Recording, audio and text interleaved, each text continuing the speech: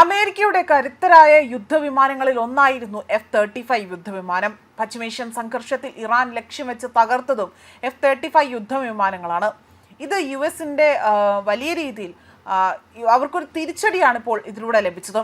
ഇത് ഇറാൻ തകർത്ത രീതി ഇപ്പോൾ വലിയ രീതിയിൽ ചർച്ചയായി മാറുകയാണ്. അതായത് F-35 യുദ്ധവിമാനം തകർക്കുന്നത് എങ്ങനെ, അല്ലെങ്കിൽ അതെങ്ങനെ തകർക്കാൻ സാധിക്കുമെന്ന തരത്തിൽ ഒരു വീഡിയോ പ്രചരിച്ചിരുന്നു. ഈ വീഡിയോ പങ്കുവച്ചിരിക്കുന്നത് ചൈനയാണ് എന്നതാണ് ഏറ്റവും വലിയ വസ്തുതാപരമായ കാര്യം. ഇപ്പോൾ സോഷ്യൽ മീഡിയയിലാകട്ടെ ഈ വീഡിയോ വലിയ രീതിയിൽ വൈറലാകുകയും ചില ചോദ്യങ്ങൾ കൂടി ഇവിടെ ഉയർന്നു വരുന്നതായി തന്നെ കാണാൻ സാധിക്കുകയാണ്. ഇറാനിയൻ മാധ്യമങ്ങളുടെ റിപ്പോർട്ട് പ്രകാരമാണ് ഇത്തരത്തിലൊരു വാർത്ത പുറത്തു വന്നിരിക്കുന്നത്. മധ്യ ഇറാനിലെ ആകാശത്ത് വെച്ചുകൊണ്ടാണ് അമേരിക്കയുടെ സ്റ്റെൽത്ത് വിമാനം തകർക്കപ്പെട്ടത്. വിമാനം തകരുന്നതിന് മുൻപേ തന്നെ പൈലറ്റ് ആകട്ടെ അവിടുത്തെ പാരഷൂട്ട് വഴി അദ്ദേഹത്തിന്റെ കയ്യിലുണ്ടായിരുന്ന രക്ഷാ സംവിധാനം ഉപയോഗിച്ചുകൊണ്ട് പുറത്തേക്ക് ചാടുകയും ചെയ്തതായി റിപ്പോർട്ടുകൾ സൂചിപ്പിച്ചിരുന്നു. പൈലറ്റിനെ കണ്ടെത്താനായി തന്നെ വലിയ രീതിയിലുള്ള തിരച്ചിലാണ് ഇപ്പോൾ പ്രദേശത്ത് നടക്കുന്നത്. അതേസമയം ഈ വീഡിയോ പങ്കുവച്ചിരിക്കുന്നത് മാർച്ച് 14-ാം തീയതിയാണ്. ഇത് പങ്കുവെച്ചുകൊണ്ട് തന്നെ, അതായത് ഒരു എഞ്ചിനീയറാണ് ഇത്തരത്തിൽ ഈ വീഡിയോ വലിയ രീതിയിൽ പങ്കുവച്ചിരിക്കുന്നത്. ഇത് വലിയ രീതിയിൽ വൈറലായി മാറുകയാണ്. അമേരിക്കയുടെ F-35 വിമാനങ്ങളെ എങ്ങനെ തകർക്കാം എന്ന് അതിനെക്കുറിച്ചുള്ള ഒരു വിശദീകരണമായിരുന്നു ഈ വീഡിയോയിൽ അത്രയും തന്നെ പറയുന്നത്. കൃത്യം 5 ദിവസത്തിന് ശേഷം, അതായത് മാർച്ച് 19-ന് ഈ വീഡിയോ പുറത്തു വരുന്നത് മാർച്ച് 14-ന്. എന്നാൽ പിന്നീട് അതായത് ഇതെല്ലാം പങ്കുവെച്ച് മാർച്ച് 19-നാണ് ഇത്തരം ഒരു വിമാനം തകർന്നതായി തന്നെ ഇറാൻ അവകാശപ്പെട്ടിരിക്കുന്നത്. ആയതിനാൽ തന്നെയാണ് ഇത് ദുരൂഹത നിറഞ്ഞ ഒരു കാര്യമായി തന്നെ മാറുകയും കൂടുതലായി തന്നെ ചോദ്യം ചെയ്യപ്പെടുകയും ചെയ്യുന്നത്. പൈലറ്റിനെ ജീവനോടെ പിടികൂടി നൽകുന്നവർക്ക് $10 മില്യൺ പോലും, അതായത് ഏകദേശം $60,000 പ്രതിഫലമായി നൽകുമെന്നായിരുന്നു ഇറാനിയൻ ടെലിവിഷൻ ചാനലുകൾ അറിയിച്ചത്. ശത്രു പൈലറ്റിനെ പിടികൂടാൻ സഹായിക്കണമെന്ന് പൗരന്മാരോട് ഔദ്യോഗികമായി പോലും ഇറാൻ ആഹ്വാനം ചെയ്തിരുന്നു. അതേപോലെ തന്നെ അമേരിക്കയുടെ പക്കലുള്ള ഏറ്റവും കരുത്തുറ്റ യുദ്ധവിമാനമാണ് F-35 ലൈറ്റനിങ് II എന്നത്. അദൃശ്യമായ കരുത്താണ് ഇവയ്ക്കുള്ളത്.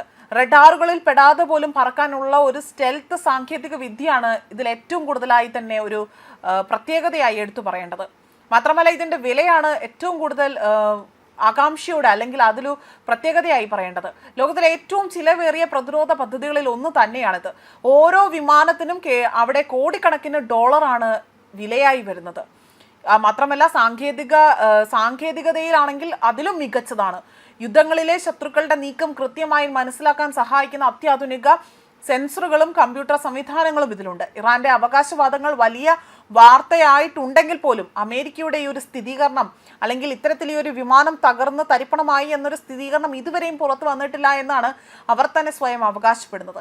എങ്കിൽ പോലും ഒരു അമേരിക്കൻ പൈലറ്റിനായി തന്നെ ഇറാൻ വൻതുക പാരിതോഷികം പ്രഖ്യാപിച്ച ആ ഒരു മേഖലയിൽ സംഘർഷം, അതായത് ഇത്തരത്തിലൊരു കാര്യം അവിടെ നടക്കുന്നതിനാൽ തന്നെ പുതിയ ഒരു രീതിയിലേക്ക്, അല്ലെങ്കിൽ തലത്തിലേക്ക് ഈ ഒരു യുദ്ധം നീങ്ങുന്നതായിട്ട് തന്നെയാണ് സൂചനകൾ പുറത്തു വരുന്നത്.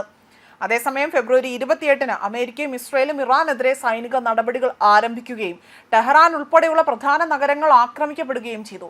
ഇസ്ലാമിക് റിപ്പബ്ലിക്കിൽ നിന്നുള്ള മിസൈൽ ആണവ ഭീഷണികളാണ് ആക്രമണങ്ങൾക്ക് ന്യായീകരണമായി തന്നെ വൈറ്റ് ഹൗസ് നൽകിയതെന്ന ഒരു വിശദീകരണമാണ് നൽകിയത്.